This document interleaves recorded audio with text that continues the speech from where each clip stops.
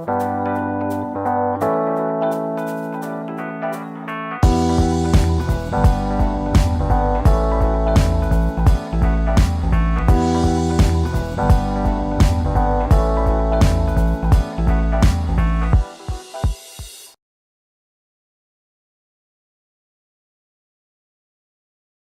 Mont-Saint-Michel au Grand Canyon, en passant par le Grand Zimbabwe, tous ces sites sont séparés par des milliers de kilomètres ou des dizaines de siècles. Mais ils partagent tous deux choses. Chacun d'entre eux est considéré comme unique, irremplaçable, d'une valeur exceptionnelle et universelle. Tous sont également en danger. Merveilles de la nature ou chefs-d'œuvre nés de la main de l'homme, de nombreux sites à travers le monde sont inscrits sur une liste dite du patrimoine mondial. Pour comprendre, nous recevons notre invité, Gérard Denisot, bonjour. Bonjour. Vous êtes professeur en université, historien de l'art et l'auteur de nombreux ouvrages, notamment celui-ci, Les plus beaux sites du monde, paru aux éditions Larousse. Merci beaucoup d'avoir accepté notre invitation. Alors la notion de patrimoine mondial est récente, mais depuis la nuit des temps, les hommes se sont extasiés devant des monuments et des paysages magnifiques, notamment avec les 7 merveilles du monde. Oui, ils se sont extasiés, mais ils ne les ont pas respectés. Les 7 merveilles du monde, aujourd'hui, ont disparu, à l'exception de la grande pyramide de Khéops, encore qu'elle ait perdu son parement. Donc, elles ont été anéanties, soit par des causes naturelles, la violence naturelle, le séisme, le raz-de-marée, soit, au contraire, du fait de l'action des hommes, de l'action délibérée, les conquérants ayant en général pour vocation à raser tout ce qui existait avant eux.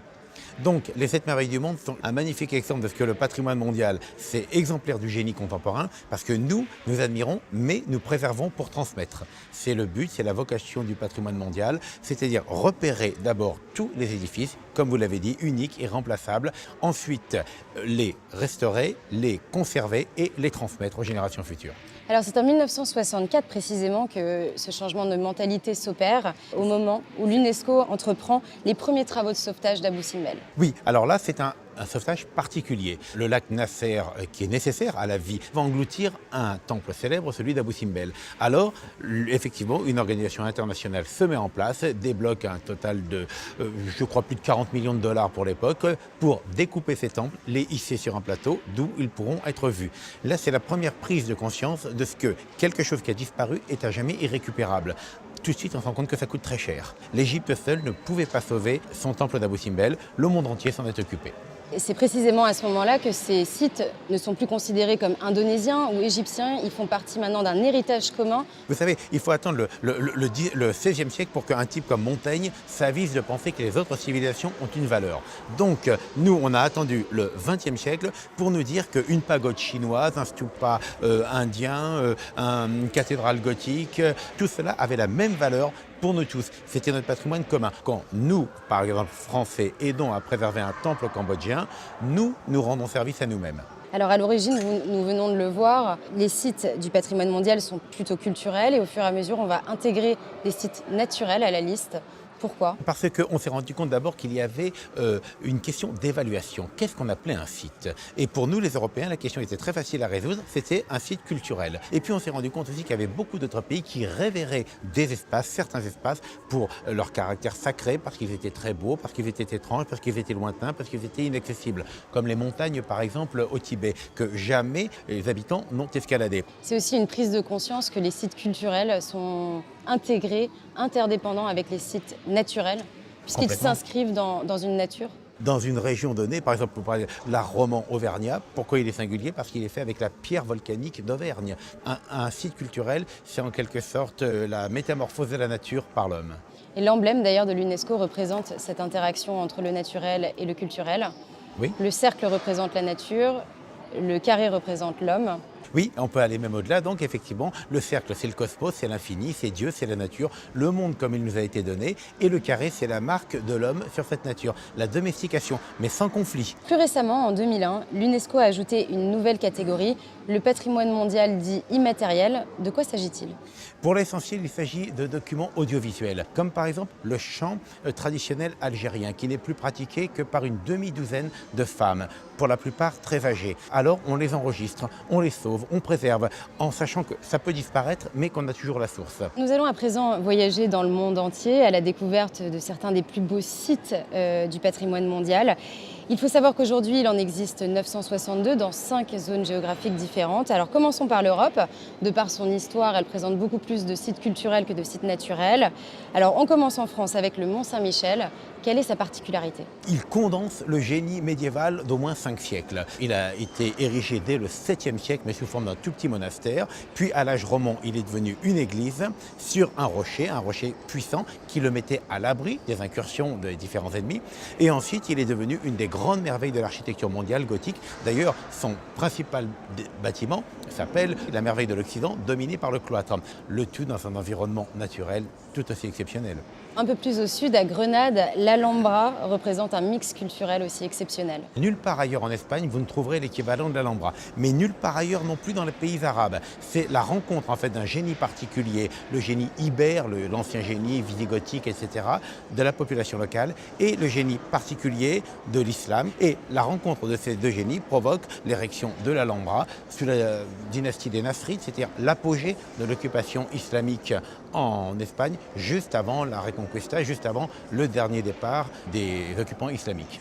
Partons à présent en Turquie, à Istanbul, la ville considérée comme le carrefour des civilisations avec 2 édifices qui se font face, la Sainte-Sophie et la Mosquée Bleue. Les édifices que vous citez ont ceci d'étonnant qu'ils se ressemblent beaucoup. Ce sont de gigantesques coupoles entourées de clochers ou minarets. Et pourtant, l'un a été bâti au VIe siècle. C'est la plus grande église chrétienne du monde, aujourd'hui devenue musée. Et l'autre est la Mosquée Bleue, construite au XVIIe siècle, l'apogée de l'art de la construction musulmane. Elle reste un édifice religieux, mais particulièrement libéral, ouvert à tout le monde, où on vous demande simplement de vous tenir de façon décente. Enfin, un monument de la Rome antique exceptionnel, c'est bien sûr le Forum. Oui, le Forum. Écoutez, 30 siècles d'histoire, enfin, c'est fabuleux. D'abord, ça longe le Palatin, la colline mythique où est né Rome, 8 siècles avant Jésus-Christ. C'est dominé par le Capitole, autre colline mythique.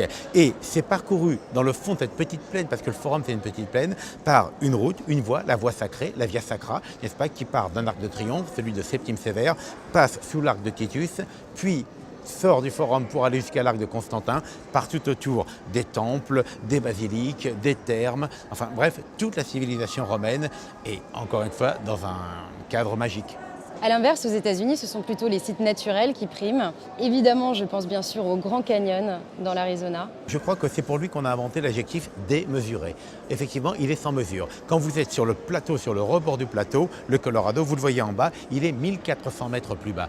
On descend à travers l'espace, mais aussi à travers les siècles, parce que toutes les couches géologiques sont superposées. Et surtout, il y a quelque chose qui est nouveau, c'est la validité esthétique du canyon du Colorado. Nous, les hommes du XXe siècle, nous avons trouvé que c'était beau. Toutes ces couleurs, toutes ces formes, la faune, la flore, tout participe de l'enchantement. Moins connu de tous, mais aussi tout aussi impressionnant, le parc de Yellowstone dans le Wyoming. C'est un parc naturel qui est le plus vieux du monde, je vous le rappelle. Il a été créé en 1872 par décret gouvernemental. Un siècle avant donc les prémices de la liste mondiale de l'UNESCO. Et ce parc national, mais protégé juste par le gouvernement américain, l'est maintenant par le monde entier. C'est donc le monde entier qui a pris collectivement la décision en 1988, quand il a brûlé, de laisser brûler. On a sauvé les hommes, bien sûr, les établissements, les pompiers ont fait leur travail, mais on a laissé brûler car la nature, c'est aussi l'incendie. Et effectivement, un quart de siècle plus tard, on voit que les hommes qui avaient pris cette décision ont eu raison. La faune est encore plus abondante qu'avant, la flore s'est régénérée et le parc de Yellowstone est donc un excellent exemple de ce que les désastres naturels combattus par l'homme peuvent parfois régénérer la nature. Et que de temps en temps, donc, on n'est pas obligé de vouloir conserver à tout prix, on peut aussi laisser faire. Et c'est pas pour autant que le site disparaîtra. Non, conserver à tout prix, c'est une erreur tragique dans tous les sens du terme, y compris pour les édifices. Vous l'avons évoqué tout à l'heure, les sites culturels sont souvent indissociables des sites naturels. C'est notamment le cas de nombreux sites en Asie. Alors évidemment, la Grande Muraille de Chine et Angkor Wat au Cambodge en sont des exemples criants. Oui, mais à des titres bien différents. La muraille de Chine, ce qu'elle a d'exceptionnel, enfin elle a tout d'exceptionnel, je vous rappelle, les chiffres sont complètement fous. Si vous vouliez assembler autant de pierres qu'il en faut pour construire la muraille de Chine, il vous faudrait 100 fois la pyramide de Khéops. Vous pouvez, sur la chaussée sommitale qui couvre 40 fois la surface du Vatican à elle toute seule, accueillir 100 millions de touristes en même temps. Il faudrait 5 millions d'éléphants pour arriver à représenter son poids, vous voyez, c'est fou. Mais en plus, elle révèle l'incroyable disparition particularité du relief chinois. Elle monte, elle descend, elle danse. On a l'impression d'un serpent qui se glisse, un serpent de 6000 km à travers les montagnes. Elle révèle donc aux hommes la splendeur d'un relief qu'ils ont su vaincre et domestiquer, même si c'est pour des pas très bonnes raisons, puisque c'était à titre belliqueux. Quant à Angkor Wat, c'est un petit peu l'inverse. Angkor Wat, c'est un temple montagne, n'est-ce pas, qui marque l'apogée de la civilisation khmère au XVe siècle, avec un ensemble colossal et gigantesque qui soudain est abandonné. Et là, quand vous allez à Angkor Wat, en dépit de l'effort énorme des archéologues depuis un siècle, vous voyez à quel point la nature prolifère, reprend, étreint, broie, casse tous les murs. Il faut sans arrêt se battre contre elle.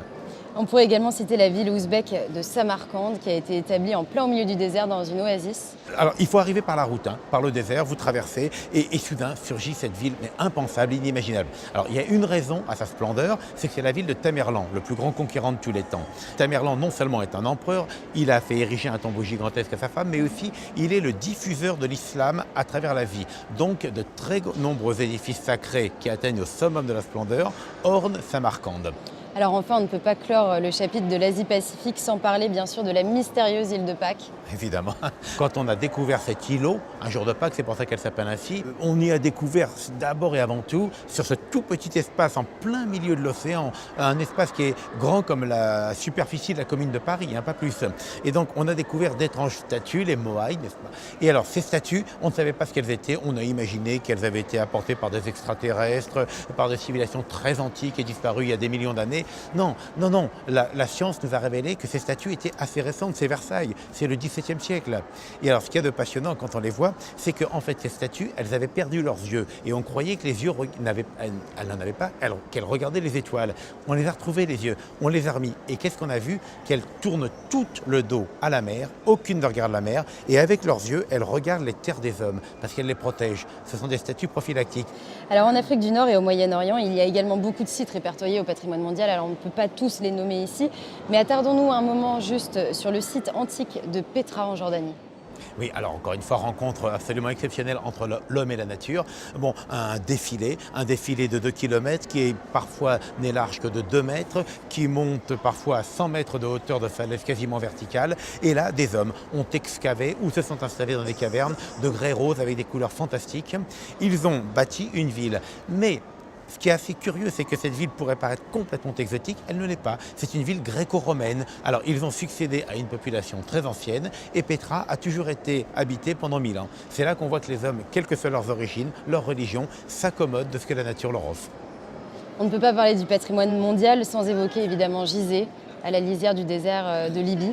À Gizeh, ce ne sont pas seulement les pyramides ou la pyramide de Khéops, il y a les grandes pyramides, Khéops, Khéphren, Mykérinos, mais il y a aussi les 2 grands ensembles de pyramides du sud-est, il y a les temples, il y a les pyramidions, il y a le Sphinx, il y en avait d'autres d'ailleurs. C'est un ensemble en fait. C'est un ensemble, avec le désert, les rives du Nil, tout ça en fait partie. Finissons notre tour du monde en Afrique subsaharienne avec notamment le Grand Zimbabwe. Oui, alors ça c'est aussi passionnant, mais pour ce que ça nous révèle sur nous d'abord. Nous, les Européens, nous avons découvert, allemands, français, anglais, le Grand Zimbabwe. Devant la splendeur de cette immense réalisation en pierre colossale, nous n'avons jamais pu croire que c'était une civilisation locale, les Télèbes en l'occurrence, qui avait construit cela. Donc on a inventé l'intervention du roi Salomon, de la reine de Saba, du prêtre Jean, etc. Et finalement, eh bien, on a découvert que cet immense ensemble était le fait des populations locales. Et alors, en ce qui concerne Zimbabwe, c'est tellement emblématique que ce mot, qui veut dire grande pierre dans la langue locale, a donné son nom au pays. Et enfin, le site que vous considérez comme étant l'exemple type de la fusion entre le culturel et le naturel, Bandiagara au Mali. Oui, parce que si vous me demandez qu'est-ce que Bandiagara, je ne sais pas quoi vous répondre. Alors je vais m'en sortir, je dirais une falaise de 200 km de long, une falaise qui est au pays d'Ogon, au Mali, et c'est aussi une centaine de villages, c'est aussi des dizaines de milliers d'hommes qui vivent là, les femmes gardent les greniers, les cadavres sont ensevelis dans des cavités. Vous voyez, c'est un extraordinaire ensemble, comme une termitière, une fourmilière, n'est-ce pas? Il y a là donc des hommes qui vivent en fusion avec la nature, des des êtres vivants. Nous venons de découvrir des endroits dans le monde absolument exceptionnels, mais ces sites sont de plus en plus fragiles, outre le vieillissement. À quel danger s'exposent aujourd'hui les sites du patrimoine mondial? C'est l'accroissement de la population mondiale qui a provoqué non seulement l'occupation des sites eux-mêmes, mais aussi l'envahissement touristique. Bon, vous connaissez tous l'exemple de Lascaux. Lascaux maintenant est interdit au public parce que l'afflux du public dégradé. Alors, il y a plusieurs dangers. Le premier, on l'oublie toujours, c'est la violence naturelle. Le tsunami, l'avalanche, le tremblement de terre, l'incendie, tout ça, c'est la nature indifférente qui les déclenche. Et elle peut mettre par terre une ville, comme elle a mis par terre Troie ou d'autres grands, le Colosse de Rhodes, parmi les 7 merveilles du monde et d'autres. Bon. Ensuite, il y a évidemment l'activité principale de l'homme depuis le début des temps, qui est la guerre, qui fait un mal considérable. Parfois, c'est aussi le développement. Par exemple, un site en péril, n'allons pas le chercher trop loin, en Angleterre, grand pays développé, le port de Liverpool. Ce port qui a été un des plus importants, sinon le plus important du monde pendant des siècles, eh bien, les associations se battent pour le garder, mais les acteurs économiques disent non, il faut tout transformer, on ne vit plus, on étouffe. Alors qu'est-ce qu'on fait? Pour finir, si je vous demande, existe-t-il un paradis sur Terre? Que me répondez-vous? Eh bien, certainement pas, mais qu'en tout cas, on en a une assez bonne image avec le patrimoine mondial de l'UNESCO. Si vous réunissez tous les sites mondiaux de l'UNESCO, il y a le plus beau visage de la mondialisation. C'est le monde le plus beau que l'homme sait penser et qu'il sait créer. Donc il faut à tout prix le préserver, l'agrandir et l'ouvrir à tous. Merci beaucoup Gérard Denisot. C'est moi qui vous remercie. Voilà, c'est la fin de cette émission. Merci beaucoup de l'avoir suivi et à très bientôt.